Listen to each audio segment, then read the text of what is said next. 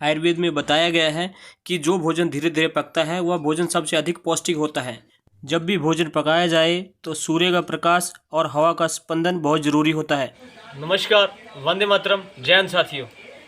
आप देख सकते हैं ये काले चने हैं और ये हम हांडी में इसको डाले हुए हैं और कुछ देर बाद इसको दोबारा पुनः देखेंगे ये पकते हैं कि नहीं पकते हैं। आज मैं बात करूंगा मिट्टी की हांडी में जो काले चने हैं उसको भी बनाया जा सकता है। इस विषय के ऊपर आज मैं आपसे बात करूंगा। रसोई विज्ञान में बहुत आवश्यक और ज़रूरी है हमारे बर्तन। तो यदि हमारे बर्तन मिट्टी के हो जाते हैं, मिट्टी के बर्तन में यदि हम दाल, सब्जी या कुछ और चीज़ खाने के बनाते हैं तो उससे हमें बहुत ज़्यादा लाभ मिलता है और उससे हमारे शरीर में जो माइक्रो न्यूट्रिएंट्स जो मिलने चाहिए वो सभी मिलते हैं। जो मिट्टी के अंदर 18 तरह के मिनरल तत्व पाए जाते हैं जिनकी मानव शरीर रचना के अनुसार बहुत ज़्यादा आवश्यकता रहती है, जैसे iron, calcium, sulphur, magnesium, silicon आदि। ये सभी तत्व केवल मिट्टी में ही हैं और जब मिट्टी के बर्तन में खाना पकाया जाता है तो खाने में ये तत्व आते हैं जो हमें रोग मुक्त करते हैं। इसलिए मिट्टी के बर्तनों का भोजन रोग मुक्त, स्वास्थ्यवर्धक, पौष्टिक, सात्विक और पवित्र माना गया है। अभी हम देख रहे हैं मिट्टी की हांडी में कि वो चने हुए हैं कि नहीं हुए। अभी लगभग आधा घंटा हो गया है। तो आप देख सकते हैं ये चने और ये हो चुके हैं, बस थोड़ा सा फ़र्क है। तो ये जो लोगों का विश्वास है कि मिट्टी की हांडी में चीज़ें नहीं बनती हैं, तो आप मेरे सामने देख सकते हैं ये चने तैयार हैं। मात्र आधा घंटा से 5-6 मिनट ऊपर हुए होंगे तो ये हमारा चने तैयार हैं। तो आप भी अपने घर में मिट्टी के हांडी में ही सब्जी दाल बनाएं और अपने परिवार को निरोगी बनाएं।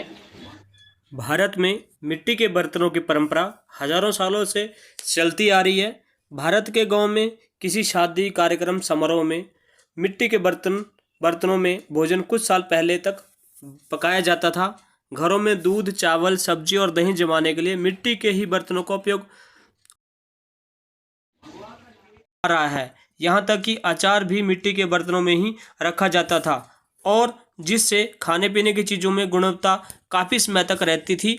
आज विज्ञान ने मान लिया है कि मिट्टी के बर्तनों में जो भोजन पकता है उसमें सूक्ष्म पोषक तत्व सबसे अधिक होते हैं जो हमारे शरीर के लिए अत्यंत आवश्यक हैं और भोजन का स्वाद भी बना रहता है।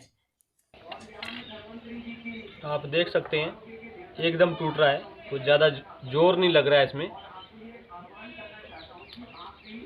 बहुत अच्छा, एकदम इसका स्वाद ऐसा लग रहा है कि जैसे परमानंद मिल गया।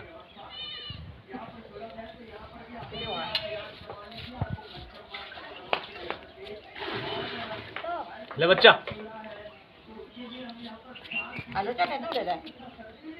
ले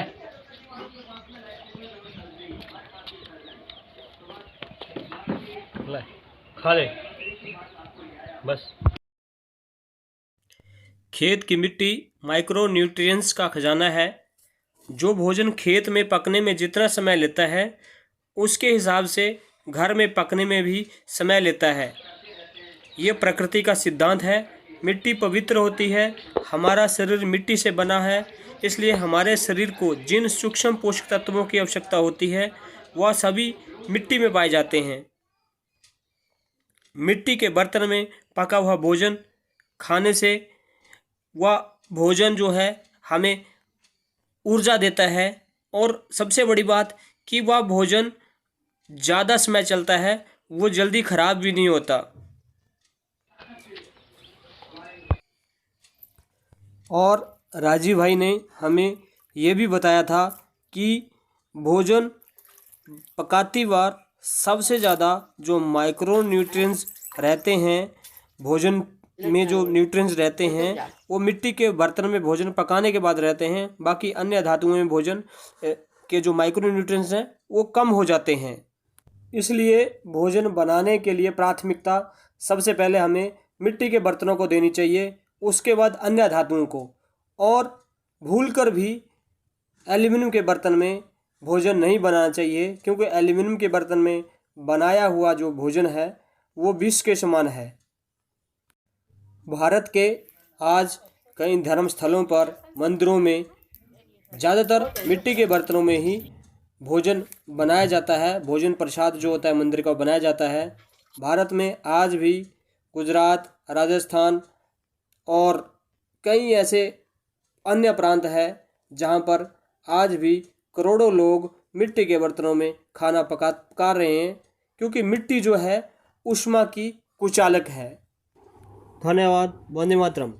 आज आपने मिट्टी की उपयोगिता के बारे में जाना, समझा और मिट्टी की हांडी में काले चने भी बनाए जा सकते हैं ये जाना। अगले भाग में मिलते हैं किसी और विषय के बारे में, रसोई विज्ञान के ज्ञान के ऊपर। स्वदेशी परिवार, स्वस्थ परिवार के इस अभियान से जुड़ना चाहते हैं तो आप हमारे नंबर पर व्हाट्सएप कीजिए, अपनी डिटेल भेजिए।